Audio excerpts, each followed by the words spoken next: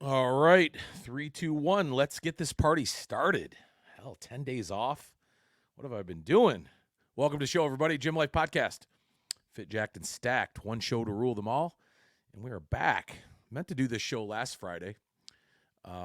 Actually, last week, Thursday or Friday. Just got sidetracked, This nice weather starts coming up and all this other stuff's going on in your life. And I know sometimes it's just nice to take a little bit of an extended break, let's say. Certainly in the strongman and the strength community. Sometimes, boy, you just get overloaded with this shit that's going on out there. Try to dial it in a little bit, right? And just kind of focus on a few points. And otherwise, it's just like a massive amount of information coming in my head all at one time. And it's like, what do I even want to talk about? It's all good stuff, don't get me wrong. But let me just tell you, when you have a dream, when you start dreaming about Brian Shaw, you're completely too immersed in this shit. I know, right? Trust me, he had his clothes on. I had my clothes on. Not that kind of dream for you sickos out there. But yeah, that was like too much, man. It's like fucking waking up, having a, like, Brian and Shaw and I were having some conversation in some gym somewhere for like an hour. And anyhow, I don't like those kind of dreams. I live this stuff, so I'd much rather have a dream about some hot girls or a sand in a beach and a beer in my hand or something. But in any case, it's when you start dreaming about Brian Shaw, note to everybody out there, it's time to take a break from this shit just for a little bit. So yeah, an extra 3 or 4 days for me anyhow. Over the weekend, of course, it was Mother's Day, all that good stuff. And I'm sure we're all enjoying it out there right now. Certainly us from the Midwest and Northeast and maybe the middle of the country that hasn't had the great weather like all you folks, out in the Southwest or in the Southeast, where you live it year round. I mean, when we finally get nice weather around here, we're putting shorts on when it's like 55 degrees outside. I mean, it feels like summer, so we're all enjoying the heck out of this, and it certainly is fun. Everybody's moving around. I mean, listen, strongman is in full effect right now. I mean, every single weekend there's several competitions out there. All the big events are starting to come back up, like Strongman Nationals.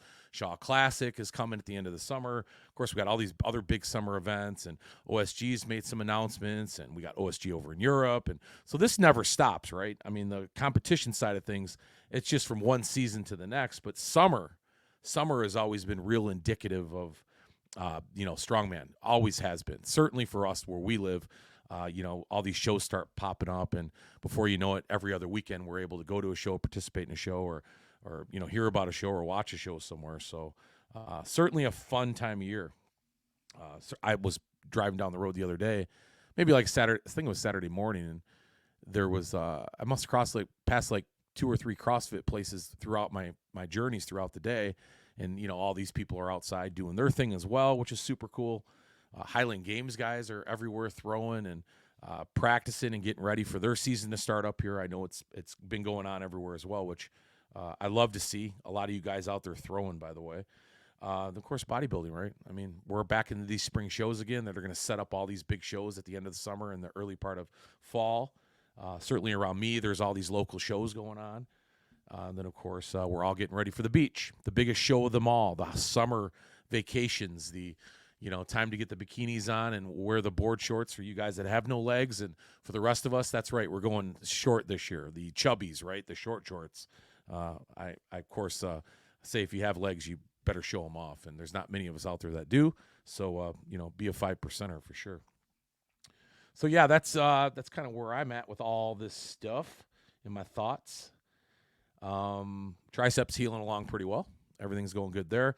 Although I got kind of tweaked it the other day. You're always worried about re-tearing that stuff, and I know it probably happens to some guys if they get stupid with it, but I don't know. Sometimes it's easy just to kind of move in a different direction and all of a sudden go, God damn, that didn't feel good. It kind of freaked me out for a minute, but I'm okay. No worse for wear, just a little sore.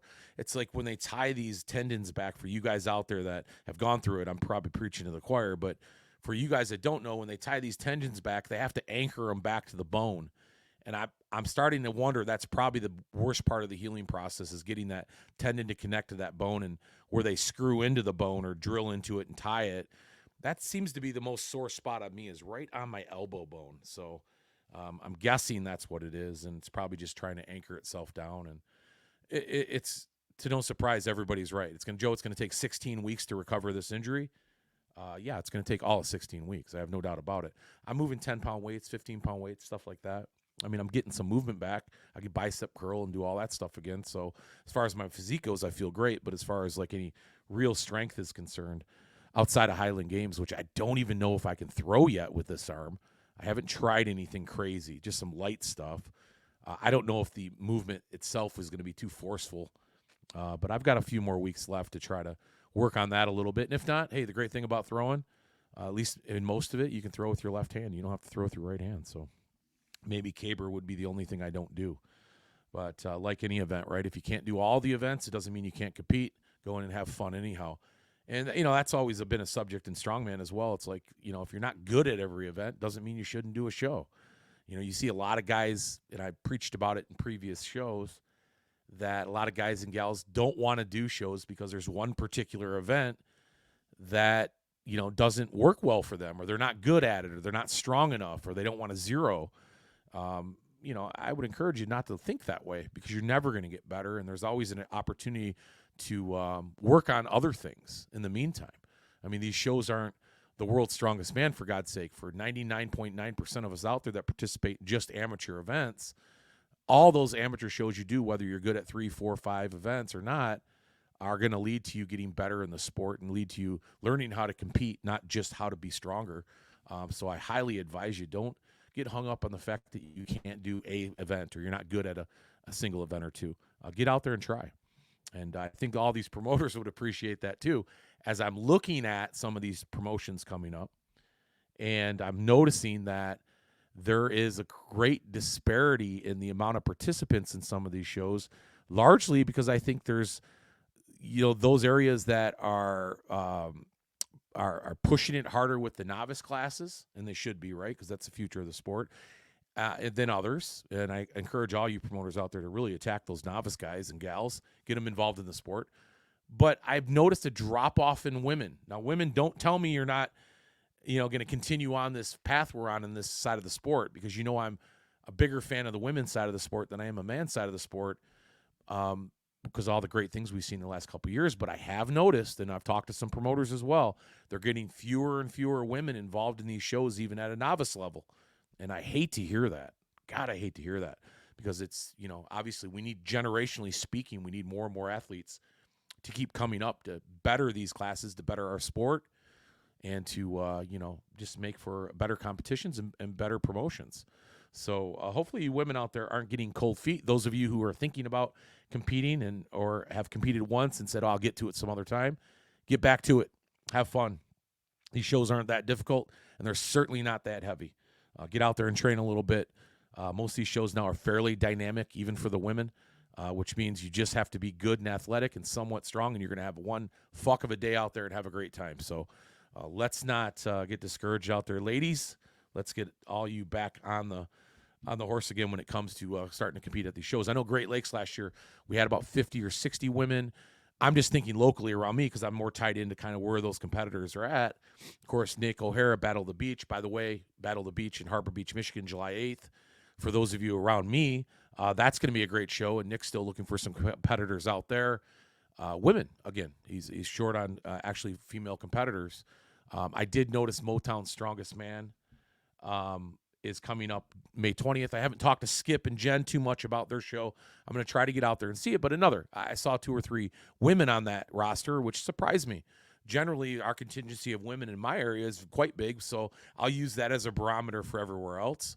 And if we're hurting here in Michigan, in the Great Lakes area, with women coming to our competitions, I can reasonably say probably other areas are as well. So let's champion on our strong women, guys, and other strong women out there who are competing already.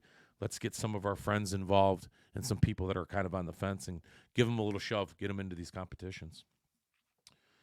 So anyhow, crazy times out there right now in the world, as we all know. My segue into a story. Oh my God. And it's not a bad story. Listen, you guys know sometimes I'll get kind of crazy with my thoughts on here about certain things. I don't think this is too crazy. Listen, and I'll tell you why. Because I used to be one of these myself, and this is a little bit of a piece of trivia for you guys out there that give 2 shits about what I've ever done in my life.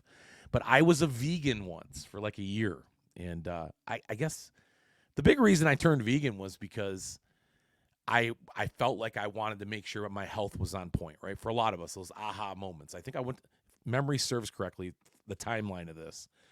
I was at a doctor's appointment about 5 or 6 years ago, and pre anything else that's been wrong with my life, as far as my health goes, and I'm a fairly healthy guy, but my history a little bit. Doctor said, "Hey man, you got high blood pressure, high cholesterol. I want to get control of that." Had these medications he wanted to put me on. I'm not a big fan of that, guys, and I hope none of you are out there or either. It's an easy way out. I get that. It works for some people, and there's nothing wrong with that. But the first priority, the first thought should always be, how can I make my lifestyle better so I don't have to take these medications? And it was for me. I was like, fuck all that. I'm not taking blood pressure meds and cholesterol meds. I mean, obviously I'm doing something to myself that's requiring you to say, or the doctor to say that. So I took matters into my own hands. I think I just came off watching, like most of us, right? We make these decisions based off these fucking documentaries sometimes. But I was watching a documentary, maybe a couple of them, because you get kind of down that rabbit hole before you know it. You're watching every food documentary out there. And listen, I get it. There's some people say, "Oh, that's bullshit." You could have a documentary leaning one way or the other, and I get all that. But some of this stuff is, evidence based, and I can dig it and appreciate the thought behind it, or at least some of the science behind it. And I decided to go vegan to try to see if I can cure my ailments, if you will. And I did. I actually did. I went whole foods vegan. Let's be clear. This is very important to the story. There's whole foods vegans out there. Those are just guys and gals, like I would say, like myself, right, that have some sensibility about them, that aren't, worried about, people shooting deer and all that shit. To each their own, but you guys are fucking nuts. Those are the ethical vegans, right? The ones that don't even want to wear like clothing that's made out of any animal product, and they don't use makeup that's got any animal testing. And, I get some of that stuff is unethical, but despite that, they say everything is unethical. Well, that's not me. So I was a whole foods vegan. I just ate whole foods. I was a non-oil whole foods vegan. So I didn't cook with oil. I cooked, everything was like, fresh, whole foods, no meat, right? No eggs, no fish for 1 year.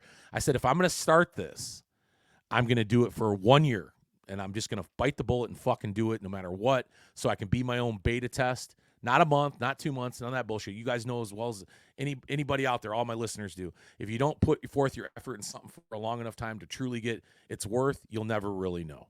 And boy, did it suck. It did. I was out eating. I have to eat salads all the time and cooking, and you'd be surprised what stuff, what you're hurting for and trying to make food. Or I guess when I say when you go out to eat and you're trying to find something to eat out there in this non-vegan world we live in, I guess nowadays it's better than it used to be, but boy, it's tough. So my favorite spot was Taco Bell, because you can actually get bean burritos there that were vegan, right?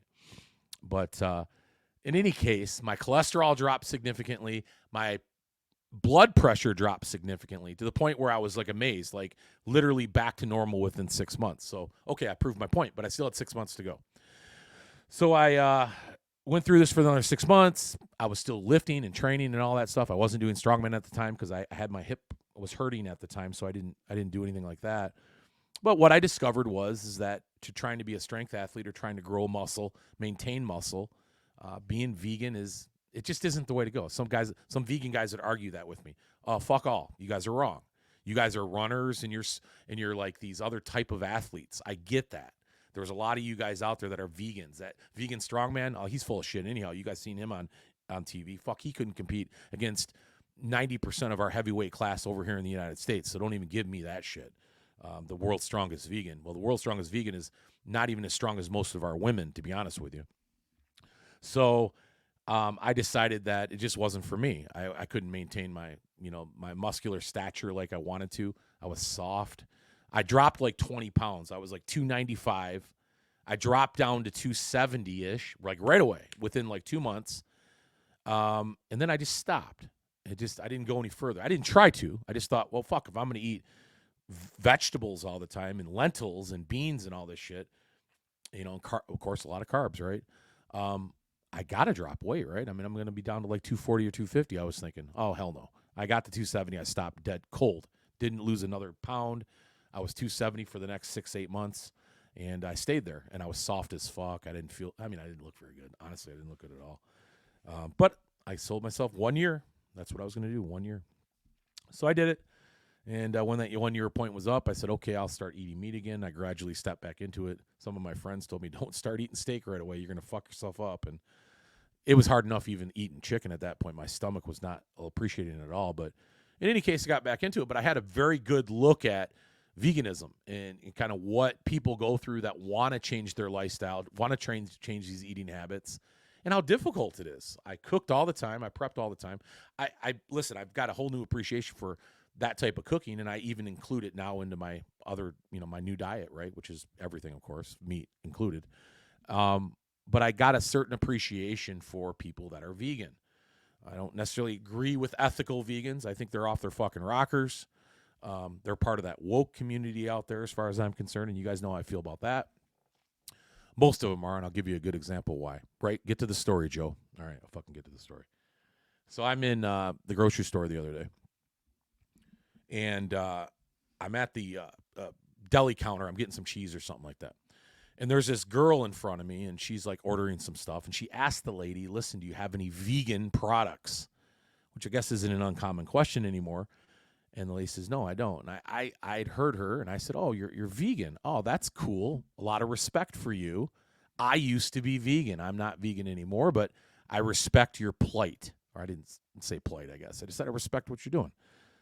And you would think that this girl would turn around and say to me, hey, thanks. How did you like veganism? Why did you decide to stop?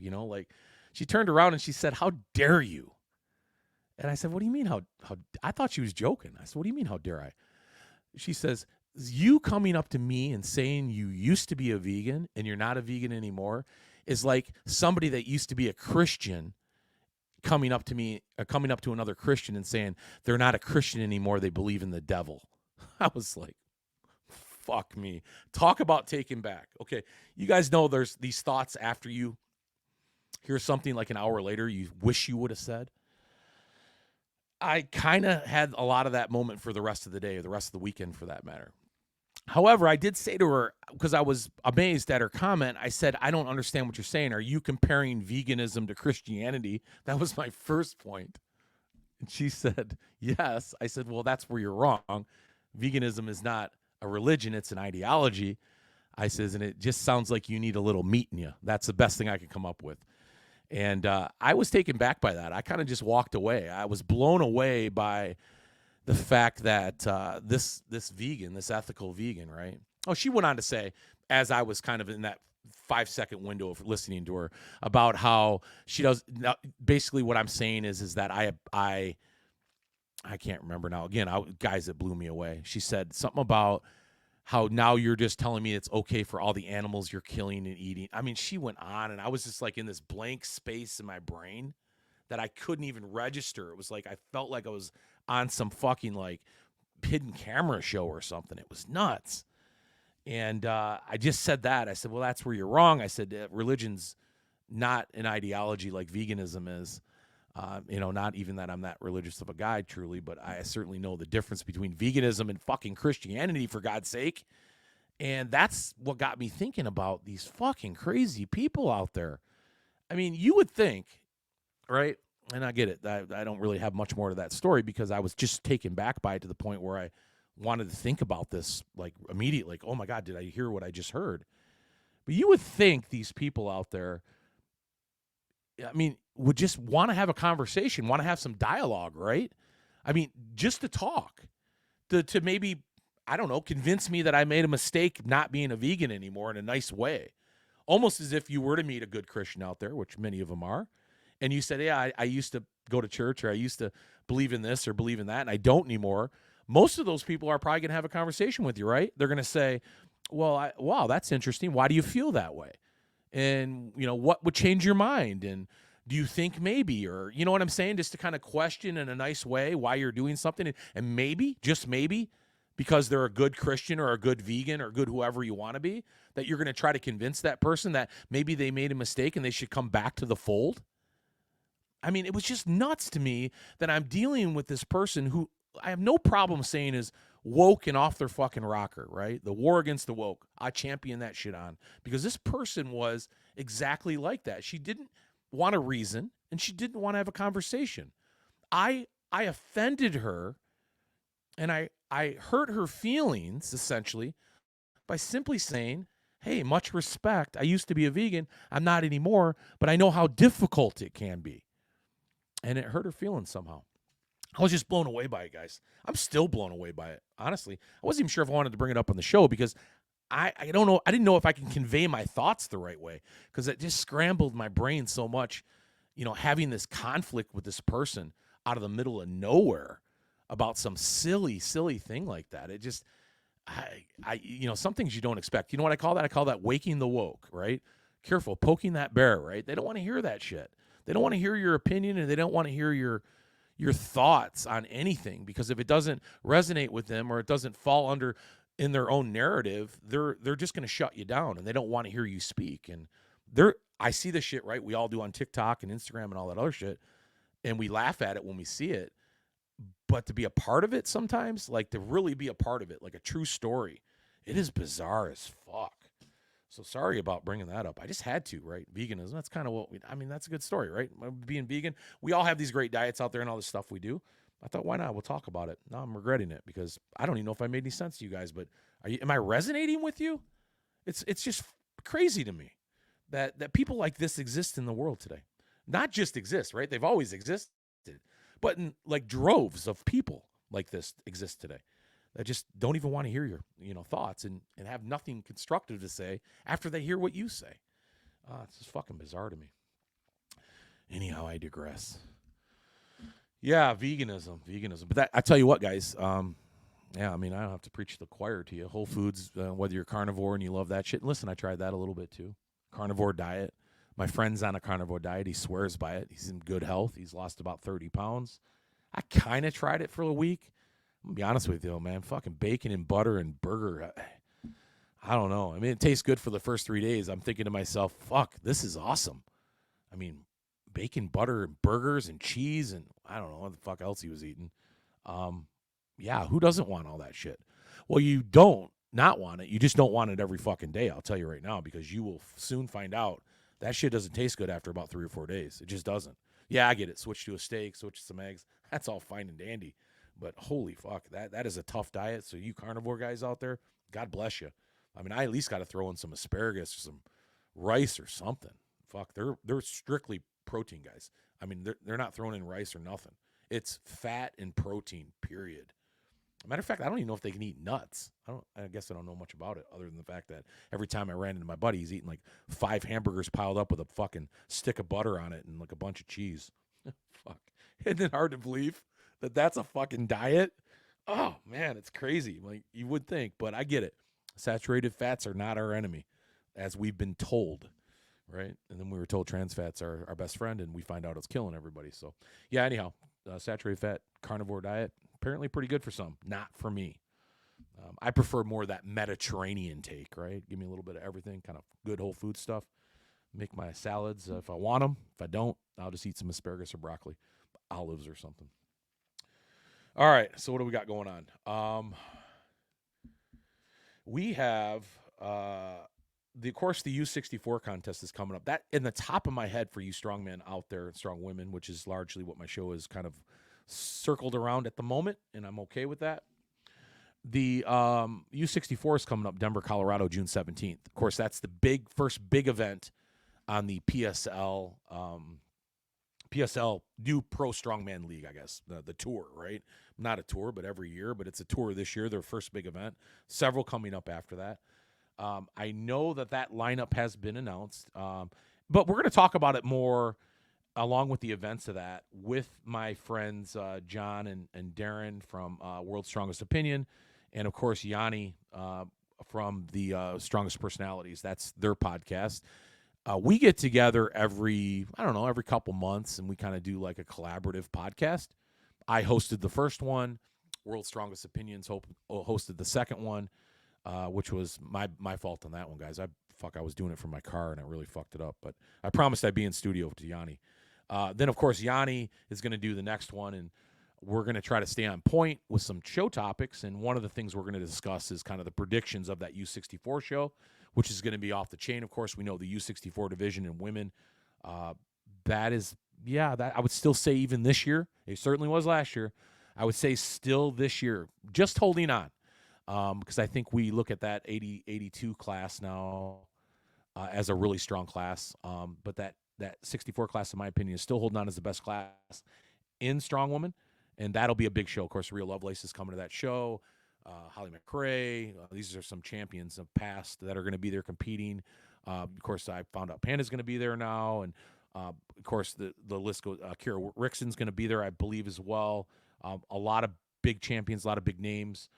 That's going to be a well-contested show on all levels from all those competitors, and we're going to break that down for you guys. We're going to talk about the U64.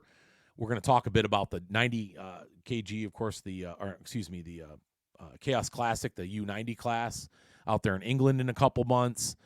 So we're going to have a fun show, a collaborative show, and that's going to be on Strong Personalities in a couple weeks. And we're going to talk about everything. Some thoughts. Guys want to talk about some thoughts on World's Strongest Man? I gave you my opinion on that already, but I'll chime back in. Got a few other things maybe I can lend to that. And then, of course, OSG news, right? So this will be a fun show. And we want all you guys to tune in because we're a part of a collective, I guess you can say, a media collective here in Strongman. And we champion each other's shows on simply because as much information, as much love as we can give and support for this community is what we're all about. And, not one show is any better than the others. We just want to give you a good variety of things to look at, see, and hear about. And we often talk about these things because we don't want to cross lines either. We want to make sure that, I'm not interviewing the same guy these guys are interviewing, vice versa, or we're talking about maybe some of the same subjects, although some things are worth repeating, of course. But we have a very cool collective. And matter of fact, John Stacy, I think, John, if you didn't know this, I'm going to reach out to you soon because I know you just started back up Thick, Strong, and Awkward, which is another podcast, of course, that he did for a while. Of course, he's rehabbing that bicep now, so John is going to be having some time to do some other things, and he opened his podcast back up or started recording again, which is good to see. And, anybody else out there, too, that we find in our community, strength community or other, that resonates with most of you strong men and strong women out there right now in particular, because I know there's a ton of other podcasts out there, but just specifically talking about strong men and strong women, we're going to try to bring them into the fold as well, because I think it's important that our media has the same type of cohesiveness as all you athletes do and all you promoters do. We push it here on the show, or I do all the time, that promoters need to talk, organizations need to talk, athletes need to, whether or not they, for the time being or not, don't want to get along or whatever, there's still some coordination there. And, of course, the media side of things, which is a very, very important part of our community, because all great sports have it, or all sports for that matter, is a part of it. And it's a part of that ecosystem of making these sports bigger and better and shining the light on our athletes and their accomplishments more and more. So we're all about growing that ecosystem, not just the strength of these athletes, not just the size of these promotions, not just how they're viewed or how they're spectated. ADL, for example, being a big part of our ecosystem right now, and other people who promote these shows through live streaming on my level or above. So there's this whole sort of dynamic, right, that takes place in order to grow our sports. And it's so important that, we all continue to think along those lines, even as an athlete, because there's certain responsibilities that athletes have as well. That, of course, is just making sure that they represent their own brand well, just like I do, and Yanni and Darren and John and Don from ADL and Tyler from PSL and George from the Great Lakes. I mean, we all have a brand we're trying to represent really well. And collectively, we become this ecosystem, and becoming that ecosystem allows us to really break out this sport, not just each other's brands, but this sport, and that's what we're really trying to do. So maybe that's just a long version of me saying how exciting it is to get together and to be able to do this with these guys and to have a podcast that we all individually host, to come together every now and then and talk about our sport. And it kind of leads me on to, great segue. I'm good at that. See, I get my segues together sometimes. I don't even know I'm doing it. You guys would think I'm really choreographing this shit. I'm not. I swear to God, I'm not. I'm not that smart with this stuff. Trust me. My notes are scribble. I could barely even read them half the time. But one of the things that I brought up last week was talking about how I don't like Strongman Pro cards, right? The Strongman Pro is kind of a waste. And I got a little bit, I don't know, I look back on it, right? Because I watch my shows a couple times and I'm cutting clips out of them. I might have been a little harsh on as a critic of it when it came to these organizations like like the World's Strongest Games or World Strength Games and USS and Strongman Corp and you know and I probably was. I was probably a little bit rough on the edges when I made those comments. But it's no knock on the effort of that. And I want to make that clear because I had a lot of comments from you guys coming in. It's no knock on the effort of these organizations giving pro cards out. I understand that value, right? I understand what they're trying to do. Whether it's thought through, I get it, right? It's a part of a sport. Growing a sport, you have to identify, I guess that top tier of athlete, right? Somehow you have to recognize them. Some type of recognition's involved there. And a lot of times it's through status, right? Status is what gets you there. You're the national champion, or you're the OSG champ, or you're a pro card, or you're a pro card holder, or you won a pro show, or you won a big show, right? It's a lot of that kind of stuff. And don't get me wrong, I get that. A lot of you guys and gals out there don't necessarily think that that's necessary, and I respect that because you're right. As an athlete, we don't give a shit. We just want to compete and win. But there are a lot of you out there that deserve that recognition. There are a lot of you out of there that want some of that recognition. There's nothing wrong with that either. I certainly would want to be recognized as one of the best in my class if I was competing, and I think we all have that right. I just don't think the pro card is the right route to take because I just think it's just too. Well, it's too messy. You're not going to correct this anymore with these other organizations involved and how and where and what and all that stuff. I went over that last week. However, after talking to a lot of you last week, throughout the week since I released that show, something really kind of came to my mind. And it was a thought that we do, however, need something to recognize status. And because status in strongman is so fleeting, right? And what I mean by that is you can be a pro NFL player, a pro baseball player, a pro hockey player, let's say, in the other side of sports. And generally, you're going to be that pro for a significant amount of time. You're going to be that guy or that gal that competes in pro sports that is head and shoulders. You've put the work in, you put the time in. You're better at that sport than 99.9% of the people out there in that particular sport. And you're a pro, and you could be a pro for a lifetime, right? 20 years in the NBA. You could be a 15-year vet in the NFL or play baseball for 20 years. You're a pro. And at any point, nobody would contest the fact that you're that good to be there. And strongman, it's a bit different. Our window of opportunity here is roughly, what was the average thing? I went over this with a couple guys in the years past. I think Skip was one of them. I think it's about 3 years now. The average length of a strongman competitor in our sport is about 3 years. Isn't that crazy? For some of us that have been around forever. Of course, I've taken many hiatuses, as many of you have, because of injury in life. But the average competitive lifetime of a strongman or strongwoman is 3 years. So to think about being a pro by itself is a very difficult achievement, because once you gain that status, it doesn't mean that you're better than 99.9% of the rest of the sport like it does in other sports. It just simply means at that moment, during that training block or the time that you put in to get you to that point, to have an opportunity to win that show or to win that pro card, you were able to do it. But now there's more work to be done. You have to go back and retool and fight injuries off and, hope you can have some longevity in the sport and continue to win at that high level. And there are some guys out there that have done that. You hear me talk about them all the time. Guys like Tyler Davis and Tyler Young, for instance, the last two guys I spoke about on the show. Yeah, they're pros, and it would be difficult to knock them off that perch. But for many of them, including themselves at certain times, you can have a bad show. You can have bad 2 or 3 shows. Hell, you can have a bad year and kind of be forgotten about being that pro, right? But there's still status involved, or there's still the opportunity for status involved, but it doesn't resonate with people anymore. That's what I'm getting. The pro card, it doesn't resonate. So my thought was this. Bear with me, guys. I'm coming along here. Bear with me. Let me take a drink of water. My thought was this. I talked about ecosystem in sport just a minute ago. I talked about how important it is that we all have a lane that we're in when we represent this community, whether you're multifunctional or not. I also compete, but I do a podcast. Darren competes. Well, Highland Games more of these, and I can't wait to do that with you, Darren, by the way. Highland Games and of course Strongman and podcasting. Yanni does some strength stuff, Strongman podcast and announcing.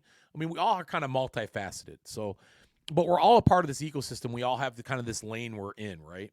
And for now, I'm in this sort of media lane. What really is great about other sports that don't provide a pro status, or even if they do, they always provide status.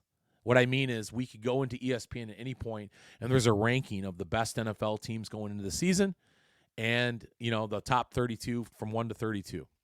You could do that with the NBA and you could do that with hockey. In college football and in basketball in particular, well, all college sports, but we know this the best, college sports have a ranking system.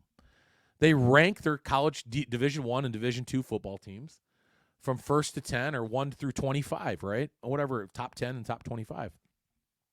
That's how we identify status with these teams, because not any one of us as a consumer, not many of us, I'm sure there's one or two of you guys out there, know that much about all these fucking teams. We don't. We just don't. I know about Michigan. I know about Michigan State. I know about Ohio State. I know about teams in the Big Ten. I don't know a lot about the SEC. I don't know a lot about the ACC and the Big Nine or all these other divisions. Of course, they're all changing names now. I don't know enough about them to really know about them, but I know they exist. What's helpful to me as a spectator, as a consumer, is I'm able to look at those rankings sometimes to educate myself on what I should anticipate, who is the best, right? Or who they're these AP poll, this AP poll, which is made up of media largely, essentially, and then you have the coaches poll. They put them together for a total ranking or one or the other. It doesn't matter. They're generally the same anyhow. But what that gives me as a consumer is it gives me an opportunity to look at other teams and go, oh, this is what I should anticipate. This is what I should expect. They're obviously being ranked because they're very good in these other expert eyes. They're very good at it. This AP poll of all these media types, ranks these teams, and I'm gonna listen to that. I'm gonna listen if University of Washington is ranked in the top 10, whether I've ever seen them play or not, and anticipate that game between Washington and Michigan because they're ranked very highly. So you guys see where I'm going with this, right? I think that our sport needs something like that. See, that would be a very relevant thing to do. I get it, very subjective. I would say objectively subjective. I think there are those of us in the sport that know the sport well enough and all the divisions of the sport well enough to truly give you a top 25 and that top 5 or 6 being arguably right there, right? I mean, because we could say that in the peripheral of college basketball and college football in particular, that, yeah, you can always argue that last 10, that 15 through 25. You can always argue that if that extended to 35, there's probably 10 other teams that could easily jump in. But that's where the conversation starts. That's where the excitement about the sport starts. That's where loyalty comes in. That's where pride comes in. That's where there's that status comes in, right? Because whether the 25th team in the country is really the 25th team in the country or not, we're looking at that. And if I'm from that community, I'm proud as fuck about it, and I'm cheering them on because I want them to prove to everybody else they're good enough to be there. And then that 26th team saying, wait a second, we're right here. And we're going to beat teams you should be beating, or we're going to beat you to jump you to get to where I need to be to get to number one. That's what makes great fodder in sport. We can cheer teams on like we can cheer people on. And it does then require these teams to what? Play better teams. You can't play the 3, pansy-ass teams in the beginning of the season anymore in college football. For those of you that don't know about that, they used to set up 3 like gimmies, right? The first 3 games of the season were, Michigan versus fucking like Christian Academy Southwest or something. Like nobody's ever heard of them, and Michigan rolls over them fucking 90-0. That doesn't work anymore. These teams now have to schedule better opponents to be taken seriously. So what this does as well, if people truly want status out there, they have to compete at better shows. They have to go after better shows to compete with better competition to be ranked higher. Listen, you can win every show you want locally. Let's just give you an example. If you're the best 105 guy in the country, you think you are, and you win all your shows locally, but you never step outside of that, it's going to be difficult for anybody to recognize how good you really are unless you go up against the competition necessary to prove that point. So now we're going to get more people out of the woodwork that will want to be ranked, with these classes. You know, it's like no different to say just because you win OSG doesn't make you number one in the world. No, you just won OSG, which is a very high mark for being ranked very high on that list if we had rankings for sure, without a doubt. But if OSG is the only show you do and you win it, well, chances are you're not going to be ranked in the top 5 or maybe top 5 or top 6 as a competitor. Because you won that show, but you're not getting any higher than that because you're not proving your salt against other competitors and other competitions with other apparatus and other weights. I mean, if you're a guy like, I'll bring him up again because, he's my favorite guy. That's why I wore my hat. One of my favorite guys and good friend of mine. Tyler Davis takes on all competition. Tyler Davis wants the competition. So Tyler Davis, by default, even though he would be my number one right now in the United States in the U90 class, he deserves to fucking be there because he takes on all challengers and he goes after people in competitions, not only in here, but overseas. And whether or not he wins every show, but if he's taking second, third, and fourth place in all the great shows around the world, you could argue that guy probably should be ranked in the top 3, if not number 1. I mean, this is all the kind of criteria involved in this that, of course, would make it subjective. I get that, but very objectively subjective. We have point to back it up. I'll give you another example. Good friend of mine. CJ Pierce. CJ done a lot of pro picks with me. I love CJ. You guys know this. CJ is not doing the U90 Classic this year. He can. He's got other stuff going on. That's fine. But right now, CJ's competing in a fuck ton of local shows because he's a guy that loves the sport of strongman. And he champions the sport on. He represents locally as much as he possibly can. Listen, I know that CJ is probably the second best U90 guy on the planet right now. And I say that out of respect for Tyler Davis. However, if I was ranking strongmen today, I couldn't in good conscience, even though I know he may be that guy, I couldn't rank him in that top 5. I just couldn't because I'd have to see what CJ's capable of competing, who he's capable of beating now and where he's competing at. That has to come into play, just like these college football teams and college basketball teams. If they're not face-to-face with the competition they're equal to, then they can't be ranked very high. Listen, you can be an undefeated football team in Division I, but if you don't play anybody, you're not even going to make the playoffs. You may not even be ranked in the top 10. So that's what I'm getting at. There's this awesome sort of curiosity about it that I think we all could appreciate, that where these rankings would be. And I get it. Some of you might be pissed off sometime. Some of you may not. But it's that pride thing and that loyalty thing and that I guess you can say that opportunity to prove yourself, because I think that's what our sport needs. It doesn't need a pro card, because listen, a pro card's no good from year to year anyhow, as far as I'm concerned. There's too much talent and there's too much competition and there's too many variables to say just because you're a pro that you're capable of beating even most of the amateurs on any given Saturday anymore, as many of you know. So I think, maybe I'm wrong. I'd like to hear you guys' feedback about this. I think we should get a collective of people. And listen, I would volunteer for this, obviously, guys. I know enough about all your classes that I could probably lend to it a bit. I'm not the expert. I wouldn't do it by myself. Wouldn't even attempt it. However, I think if there were certain criteria laid out, to individuals who are asked to partake in this immediately, Darren and John and Yanni would be 4 guys right off the top of my head that I wouldn't even hesitate to say we need to start this and bring all, this group of minds on, because these guys are all inundated within the community and understand all these athletes in every class, who they're competing with regionally and other, because we're all from different parts of the United States.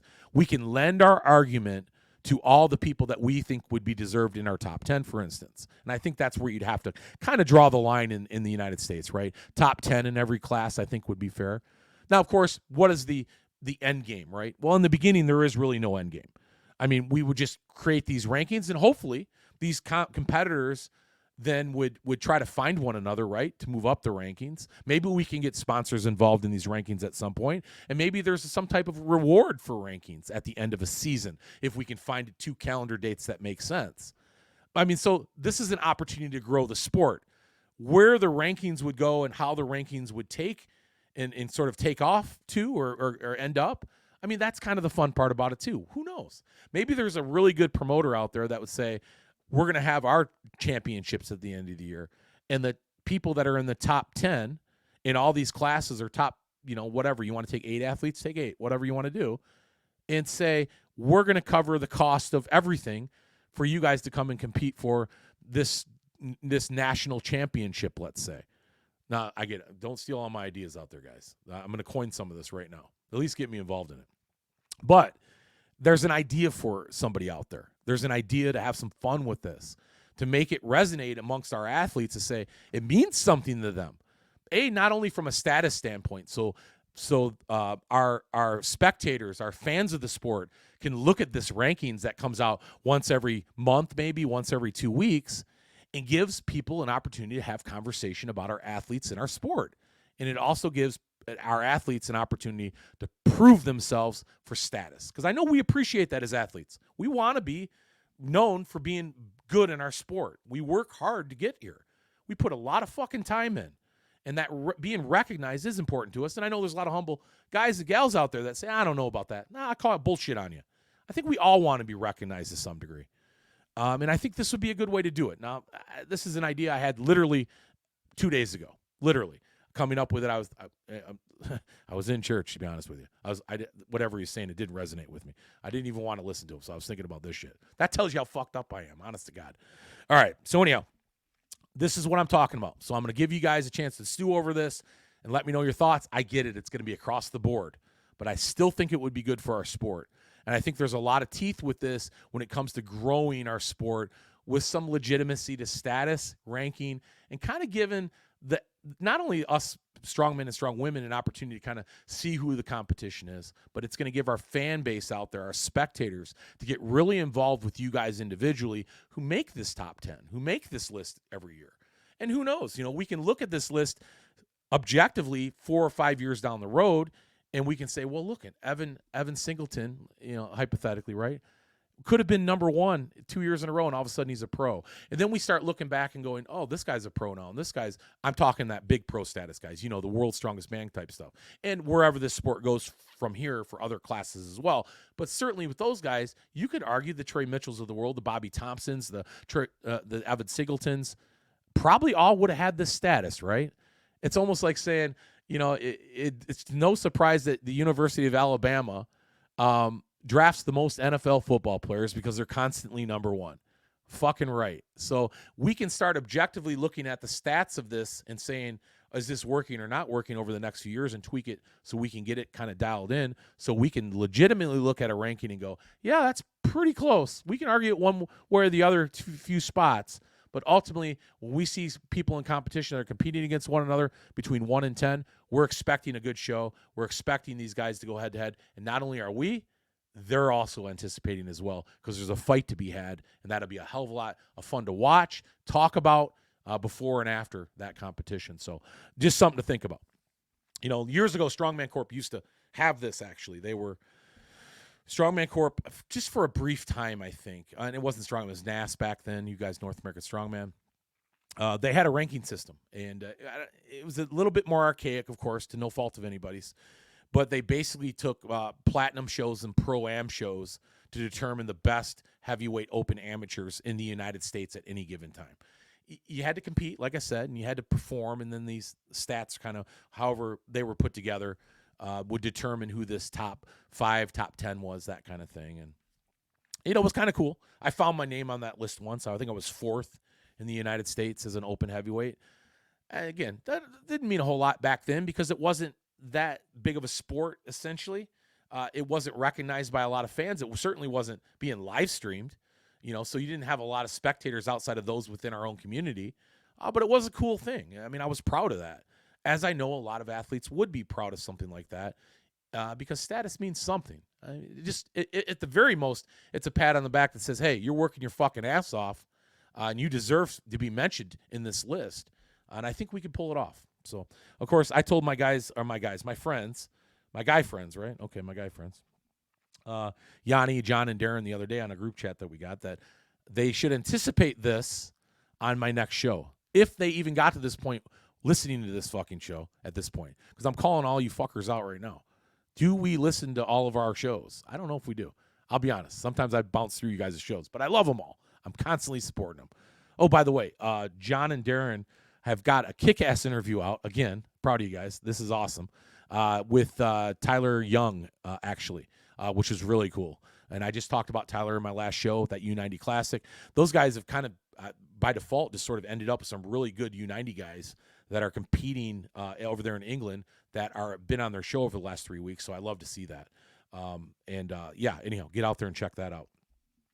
Speaking of which, Tyler Davis and CJ Krause, if you're not thoroughly entertained by these two fucking guys right now, and all the shit that they're throwing back with their memes or GIFs or all their Photoshop pictures and shit on Instagram, holy fuck, you guys are hilarious. Honest to God. Just when you think it doesn't get any better, it gets better. Who was it? Tyler the other day with the fucking Stallone movie. Oh, fuck. Judge Dredd. Holy shit. That was hilarious. You guys got to check that out. That's Mobtown Strongman. Mobtown, right? Mobtown. M-O-B. That's Tyler Davis's, and CJ Krause is the Giant Slayer. Giant Slayer on Instagram. So you guys got to check out their IGs. Fucking hilarious. Honest to God. So good. So, yeah, anyhow, that's them. CJ, talked about that's CJ Krause, Tyler Davis. The Shaw Classic lineup is out right now, the two open lineups, the women and the men, which, yeah, I just love it. I love it for the men because, again, I'm trying to legitimately familiarizing myself with this really big open men's class that we have that's exploding onto the scene right now in the United States. Not a lot of familiar names for me on the list, regionally speaking. But, boy, there are a lot of new names on that list. And just like Tom Evans came from that show last year and blew the doors off the strongman community, what he was able to do essentially in his half of his rookie season, we're going to see some other big names come out of that show this year. And I believe moving down the road, we're going to see this new generation of open strongmen that are going to be household names on the scene. I think largely they're going to come through the Shaw Classic right now because he does such a good job with that show at the Budweiser Event Center this year there in Colorado.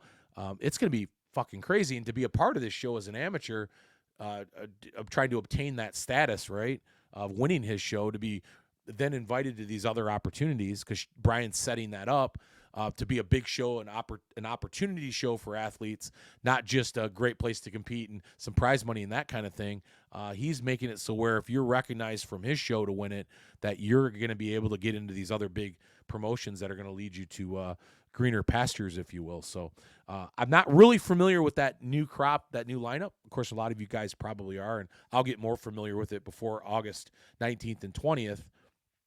But, yeah, that was interesting to see. The women's bit of a who's who. Jody Kennedy, of course, is competing. Corey Butler. These are people I'm really familiar with. Sam Bellevue and Olga Lychak. I love that Summer Johnson's in this. Melissa Peacock, of course, is in this. I'm really interested about Summer Johnson. I saw her at Clash. She's coming off her Clash victory down there. Summer is strong as ever. She's a bit outsized by a few of these girls. But she always is. She's fucking so athletic and strong, though, that I'm loving what I'm seeing in this lineup right now. It's going to be really interesting. I didn't take a look at the events yet, but we'll break down the Shaw Classic as it gets closer to it. But those were 6 women right off the top. I said, okay, there's some who's who there. Victoria Long's not in it this year, to no surprise. Listen, Victoria is top of the food chain right now in the strongman or strong woman community. I'm sure this year I was kind of surprised she didn't go back to try to repeat, but maybe it just didn't make sense to her schedule because, as you know, Victoria is being invited everywhere right now. She's very, very in tune to where she needs to be at what certain times of year and how she wants to compete and where she wants to compete at. I know it probably wasn't easy for her not to do the Shaw Classic this year, but no doubt she'll be back for some other big shows. But, hey, that opens the door for a new champion. I think that's cool. I think any one of those women that I just mentioned, along with the other 6 or 8 in this show, certainly those 6 have a great chance. Stephanie Bigizano, Stephanie, I got to pronounce your name right. Yanni, I'm fucking all these names up again. Yanni just said the other day that these guys practice people's names. I'm on a group chat with them, Yanni and Darren and John, and how they all practice their names and shit. And I'm thinking, I don't practice my fucking names. Boy, you guys are making me feel terrible now. So then I go in to try to practice my names, and I can't get any feedback on how to say people's names. So here I go again, setting me up for disaster, you fuckers. Anyhow, Shaw Classic. OSG in Europe's coming up. Of course, that's going to be really cool. Again, the who's who over there. I've got some people in over there overseas besides Luke Davies because he's so busy right now. And I reached out to Luke the other day. He's literally promoting a show every other weekend or being a part of a show over there. Him and Rhea are. And, Luke's always been my go-to buddy over there as far as what's going on in the UK. I've reached out to a couple other guys over there as well to kind of collaborate a little bit more on getting more familiar with that scene so I can bring you guys a lot of what's going on over there because the beauty of our sport is we're global, baby, and we need to become more familiar with a lot of these Europeans as well. Let's not get in our own way here in the United States. We have some great competitors, but to be truly world champions, they need to beat people from around the world. So we need to get familiar with who their competition is going to be and what we can anticipate. That U90 Classic, of course, is going to be that kind of show because we're going to have a lineup out there of our best versus their best. And, boy, whatever happens, but how could you be not more excited about that show? It is going to be absolutely crazy. Strongman Nationals, June 3rd. Oh, boy. I can't wait for this show. Listen, Strongman National is always fun because it's one of those shows like Strongman Corp Nationals. It just gives an opportunity for all these amateurs to be recognized at a national level. There we go with being recognized again, right? To be a national competitor, to be somebody who's won a show that's going against other people that have placed higher, won a show, to find out where you're going to fall nationally. Nothing wrong with that. Obviously, the lineups are huge, a lot of variables involved, very difficult sort of. Got to have that perfect day. Actually, you could probably take 10th to 20th place in every event, more than likely win that show. So there's a lot of that kind of going on, and that's no knock to the show. But that's what makes that show exciting. It's a different way to get to the top. A lot of our old national champions would agree with me and say it's one of the most difficult things to do, albeit there are some repeat winners that we know of, but it's not easy.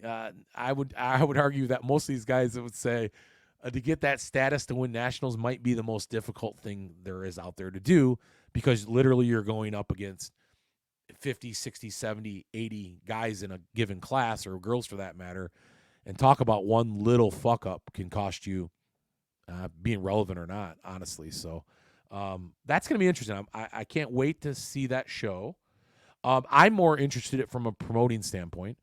I know we've always had tough times with big shows, whether it's USS, Strongman Corp, or other, when it comes to the timing of these shows and promoting them, getting them done in a timely fashion. What's the best way to do that for the athlete? How are we going to promote this show to make that happen? Because ultimately, we all know the worst case scenario that can happen in Strongman is a show that lasts over 4.5 hours. That's a fucking nightmare. And we don't want to see that. So I'm really interested in the logistics of this show. Not to say it can't be done, because it can be. There's certainly enough beta testing that's gone on over the years to allow these promoters to make it work. So let's see if that effort's going to be put in. I believe the effort will be. Let's see what the outcome is. So that's coming up, of course. We talked a little bit about stuff that I got coming up with the other guys, of course, and we'll release some of that. Collectively, we'll release these shows, these reunion shows. I think Yanni and John and Darren and I, we probably should all put questions out there and stuff because we want to get you guys involved in our collective show as much as we want you involved in our shows individually, because they're going to be a lot of fun and you're going to get a lot of opinion and subjectivity from these shows, right? Because we're all a little bit different. We don't always agree, and I love those shows for that reason. There are times where I'll look at these guys and go, "You're crazy as fuck. I don't want to hear you talk anymore," as they do with me, I'm sure. And there's other times I go, "Oh fuck, I'm glad I listened to you because that was a pretty good point, and I changed my opinion on things." So, anyhow, well, that was a lot of rambling today. Matter of fact, I don't even know if I can do any show clips off this one. This is just me fucking talking. Sometimes I can say something like, "Oh, I'll clip that out and maybe get some people involved." I don't know. Maybe about that ranking system, huh, guys? I don't know what you think about that, but I think maybe, just maybe, some of you guys might agree with me out there, or enough of you to take this conversation a little bit further and maybe see if we can get some of these other people involved, find out who might be perfect fit for that kind of thing. And one more thought on that, too. I think it would be safe to say that not only would you have maybe a certain collection of media types, right? Podcasting types that are involved in our media, our world of media in the strongman community, which is largely that. But there's probably a lot of athletes as well that we would consider to have on that list to help lend their their opinion to who these athletes are that could remain fairly objective. That meaning they're not going to rank themselves in first place. I know a couple right off the top of my head. I think Panda would be great. I think CJ would be great. I think Nick O'Hara would be really good for that. These are people that I've already worked with that I know are very, very humble, and I have no problem saying who's good out there and who's not. Keeping themselves relevant in the conversation at the same time, but not overdoing it. There's more of you out there as well. I think Derek Owens would be a great guy for that. Derek, if you're listening to the show, I think you would be great. Be representing that Texas community in a very big way. So maybe promoters would be a good opportunity to, or be a good resource to lend to some of the thoughts of these rankings. So maybe ultimately, guys, not to get back to that, but now that I'm thinking about it, it might be kind of a fun thing to do if we can get maybe 10, 15 different minds involved. Make this group, this AP, if you will, or this coaches poll, comprised of a number of women, a number of men, a number of athletes, a number of media types to kind of come up with a somewhat legitimate, as close as we can possibly get to it, ranking system for all classes and strongman and strongwomen. I don't know. Now I'm thinking out loud. That's what I'm doing now. Rambling on. All right, guys. So, we'll get into some other stuff. Highland Games stuff for sure. I want to talk more about personalities next week. So my next week's show is going to be big on personalities, big on stuff that I'm seeing out there about personalities in our sport. I don't think that's recognized enough. I've got a few things that I want to mention about people that I've seen doing things that I love. And I think that resonates with me. And as I know, a lot of things resonate with all you guys a little bit differently out there as well. When it comes to getting to know some of these athletes behind the scenes that we didn't previously know, that excite us about getting to know them even more. So that'll be on next week's show. I've got that, of course, some Highland Games stuff. It's come to my attention that this year is really exciting time for Highland Games because there's a lot of you out there that are doing games for the very first time. That is going to be so much fun to watch you guys do that and partake in that sport that I've championed on now all of last year, and saying that it's a great a partner to Strongman when it comes to our athletes crossing over, because many of you would enjoy the hell out of that. So good to see a lot of you guys out there competing or signing up for these Highland Games. I just saw Melissa, brought it to my mind, right? I saw Melissa Peacock learning how to throw the heavy hammer with Thomas and Hannah down in Alabama. And, oh, fuck, Melissa. Yeah. Listen, I feel you. I do. I can't throw the hammer for fuck either, although I'm getting a little bit better at it. You know what I call it? It's like the clapping monkey. I was just so close the whole time. You actually maybe have the new title for that. I just want you to know. You look great doing it. Don't worry. You're going to get better, I promise. That was a lot of fun to watch. So kudos to you, Hannah and Thomas, for helping Melissa out with that. She would be great at Highland Games. That's what I'm getting at. There's so many athletes that we have in the United States that do strongman. Man, if you guys just cross over to Highland Games, oh boy, how much fun would that be watching you guys just do some great shit over there. Mind you, it's a whole different ballgame when it comes to the style of athlete. You're not muscling all this shit, but a lot of you guys and gals would be really, really good at it. And I know Melissa would be great at it, especially under the tutelage of Hannah and Thomas, a couple really good Highland Games throwers. So in any case, thanks for joining me today. I appreciate it. Finally got the rust off after 10-day layoff. Thanks for waiting, and hopefully you guys enjoy the show. Give me some feedback. Stay strong, stay fit, of course, and stay tuned.